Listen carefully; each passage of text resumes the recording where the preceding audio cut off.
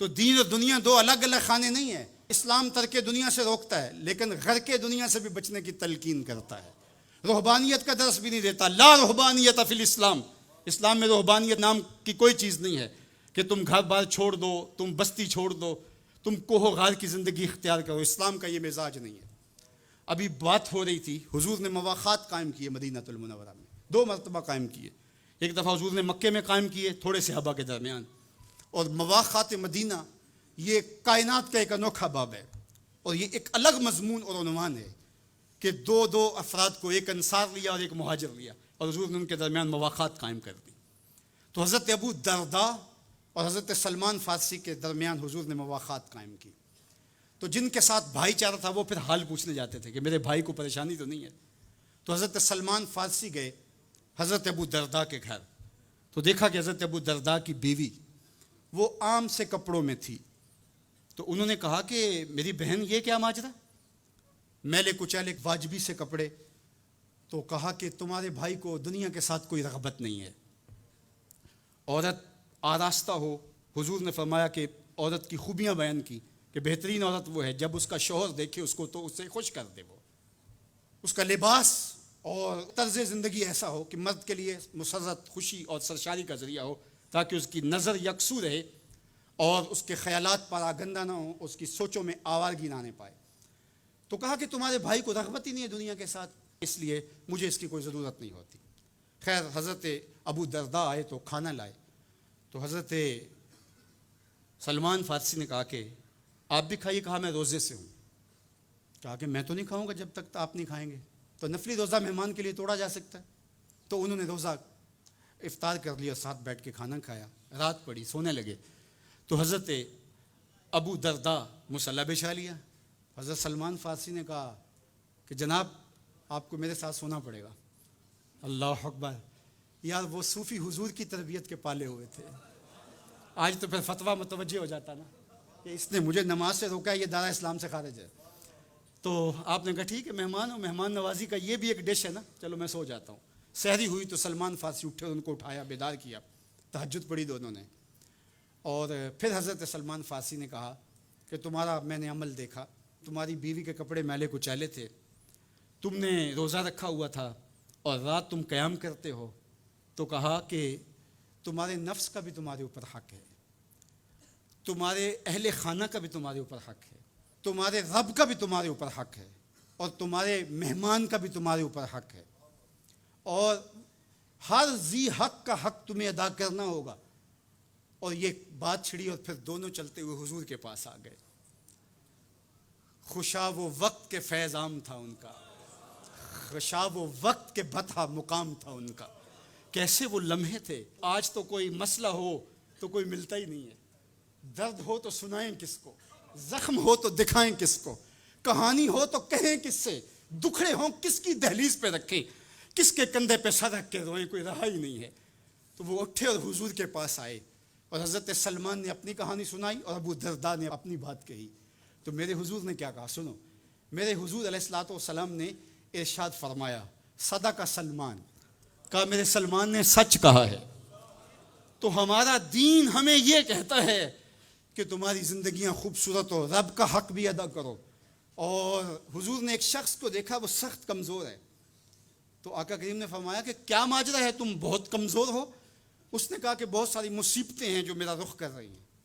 تو میرے حضور نے کہا کہ تو نے اللہ سے کوئی دعا تو نہیں مانگی تھی؟ اللہ اکبر! یہ دل و قلب و نگاہ کے مرشد اولین ہیں۔ حضور تو سینوں کے چھپے راز بھی جانتے۔ کہا کہ تو نے کوئی دعا تو نہیں کی تھی رب سے؟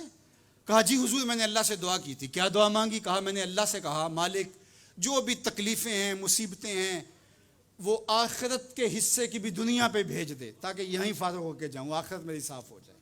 تو بڑے دکھڑے ہیں، بڑے غم ہیں، بڑی اذیتیں ہیں، بڑی بیماریاں ہیں جس نے مجھے کمزور کر دیا۔ تو بظاہر بڑی اچھی بھلی بات تھی کہ سارے دکھڑے دنیا پہ لے لی، آخرت صاف کر لی۔ لیکن میرے حضور نے کیا ارشاد فرمایا؟ فرمایا تم نے یہ کیوں کہا کہ آخرت کے دکھ بھی دنیا پہ مل جائیں؟ تم نے یہ کیوں نہیں کہا ربنا آتنا فی الدنیا حسنۃ وفی الآخرۃ حسنہ، اللہ دنیا میں بہتریاں دے دے، آخرت میں بھی بہتریاں۔ وَكَذَلِكَ جَعَلْنَاكُمْ أُمَّةً وسطا، جب تک ترازو پورا نہیں رکھو گے، جب تک دونوں پلڑے برابر نہیں ہوں گے، تم آگے کبھی نہیں بڑھ سکو گے۔ یار میں تو سفر پہ نکلتا ہوں تو میرا ساربان گاڑی روک کے کہتا ہے میں نے ہوا چیک کروانی ہے، کسی ٹائر میں ہوا کم نہ ہو۔ مجھے تو لگتا نہیں، وہ کہتا ہے مجھے پتہ ہے گاڑی ڈول رہی ہے۔ یار ایک ٹائر میں ہوا کم ہو تو سفر نہیں ہو سکتا، تو کہیں ٹائر پھولا ہو اور کہیں چپکا ہوا ہو تو تم سمجھتے ہو مدینے پہنچ جائیں گے، مدینے نہیں پہنچ سکتے، تم تو کہیں نہیں پہنچ سکتے۔ وَكَذَلِكَ جَعَلْنَاكُمْ أُمَّةً وَسَطًا، دونوں ترازو کے پلڑے برابر رکھو، دونوں ٹائروں کے اندر ہوا پوری رکھو، پھر تمہاری گاڑی فراٹے بھرتے ہوئے مکے بھی پہنچے گی، مدینے بھی پہنچے گی۔ اس لیے کہا کہ تم نے امت وسط بننا ہے، اپنے دامن کو کبھی بھی دائیں بائیں جھکنے نہیں دینا، افراط و تفریط کا شکار نہیں ہونے دینا۔ طاعت اور خدمت خلق کے مابین بھی عمومی طور پہ ہمارے معاشرے کے اندر ایک غلط فہمی پائی جاتی ہے۔ کچھ لوگ کہتے ہیں جی بس میں تو اللہ کی مخلوق کی خدمت کرتا ہوں، مجھے کیا ہے، میں تو حج بھی نہیں کیا، اس کے پیسے بھی غریبوں کو دے دیے ہیں۔ وہ تبلیغ کرتے ہیں لوگ کہ جناب قربانی کے پیسے بھی اگر غریبوں میں دے دیے جائے تو یہ زیادہ اچھا ہے، ان کی مدد ہو جائے۔ تو وہ اس خدمت خلق میں اتنا غلو کر جاتے ہیں کہ وہ اسلام کے شعار کا مذاق اڑانے لگ جاتے ہیں، اور جو عبادت والے ہیں انہیں ہمسائے کو دیکھنے کا موقع بھی نہیں ملتا۔